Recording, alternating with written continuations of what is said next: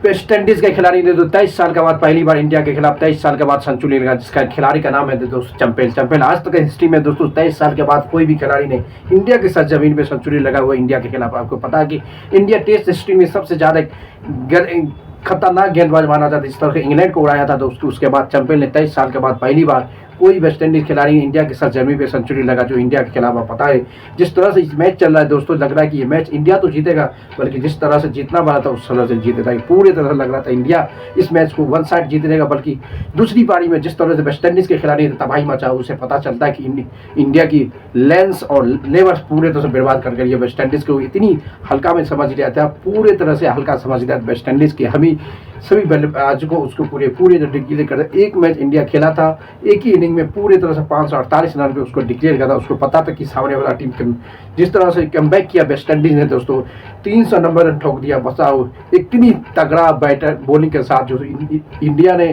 कि बुमराह और सिराज, कुलदीप यादव, रविंद्र जडेजा, वाशिंगटन सुंदर जैसे खिलाड़ी को भी वेस्ट इंडीज की बॉलर जो पूरी तरह से पूरे फोड़ के रख दिया। इससे पता चलता है दोस्तों वेस्ट इंडीज दूसरा इनिंग में इतनी कमबैक किया, 390 रन ठोक दिया, यानी कि 180 का चेस कर दिया इंडिया को पूरी।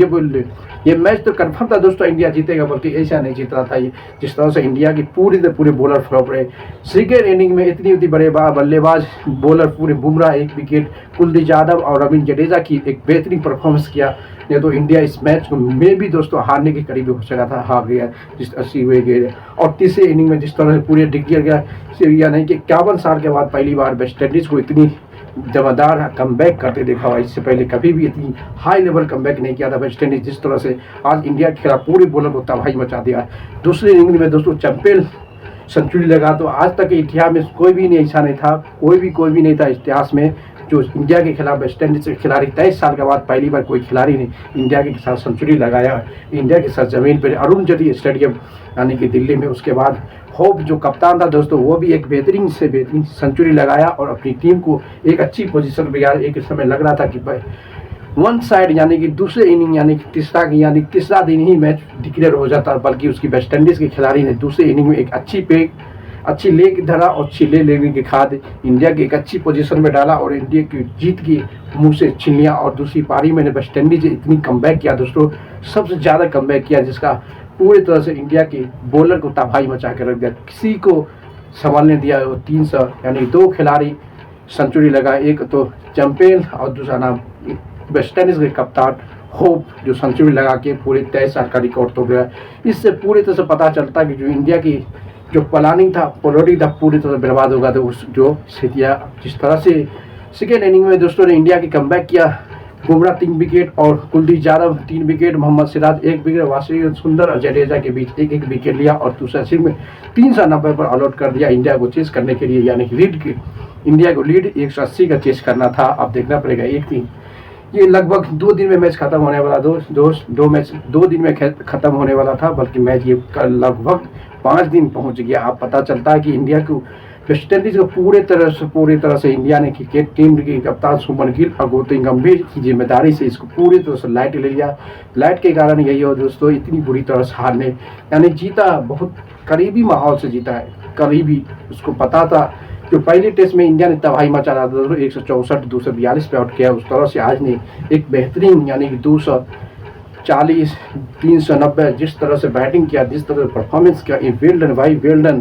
जो वेस्ट इंडीज माना जाता है सबसे कमज़ोर टीम माना जाता है कोई भी फॉर्मेट, उस तरह से एक इंडिया जो टॉप ऑर्डर खिलाड़ी माना जाता है टेस्ट फॉर्मेट में दोस्तों, बॉलिंग से लेके बैटिंग उसके खिलाड़ी के तबाही मचा दिया। इससे पता चलता है कि वेस्ट इंडीज की खिलाड़ी पूरी तरह से कमबैक किया और बॉलर की तबाही मचा कर रख दिया। इससे चाहता है आने वाले समय में आना जो दोस्तों सबसे बेहतरीन होने वाला था। और इंडिया की जो मोहम्मद सिराज, कुलदीप यादव, इसमें सबसे ज़्यादा इस सीरीज में दोस्तों सबसे बेहतरीन गेंदबाज और सबसे बेहतरीन करने वाला एक ही खिलाड़ी था कुलदीप यादव। और पहला इनिंग में भी और दूसरा इनिंग में भी कुलदीप यादव की तबाही बॉलिंग जो इंडिया को थोड़ा जान बचाया, नहीं तो लग रहा था कि 400 प्लस ठोक देता इंडिया, वेस्ट इंडीज 500 भी ठोक देता।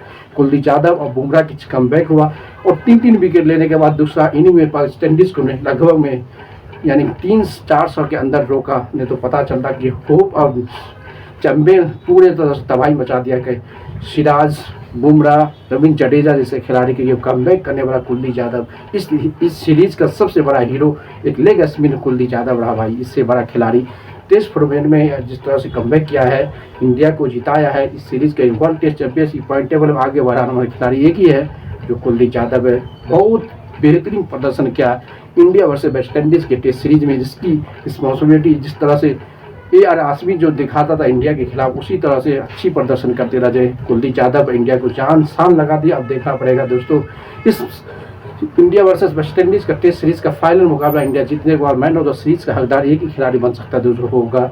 अभी तो कंपटीशन बहुत हाई है यशस्वी जायसवाल और कुलदीप यादव के बीच, यानी कुलदीप यादव में भी दोस्तों ये मैन ऑफ द सीरीज का हकदार बन सकता है। मैन ऑफ द मैच का में भी यशस्वी जायसवाल हो सकता है या कुछ भी doesn't matter. Man of the series का सबसे बड़ा इंडिया वर्सेस वेस्ट इंडीज का जो सबसे अच्छी गेंदबाजी करते नजर आई कुलदीप यादव, उसमें भी 5 विकेट, इसमें भी 3 विकेट। अब अभी भी इंडिया 8 या 10 11 मैन ऑफ द सीरीज का हकदार Kuldeep Yadav, one of the best leg spinner, ODI एज T20 एज तीनों फॉर्मेट में बेहतरीन प्रदर्शन करते नजर कुलदीप यादव। उसको सपोर्ट करने उसके साथ मोहम्मद सिराज भी एक अच्छी प्रदर्शन किया।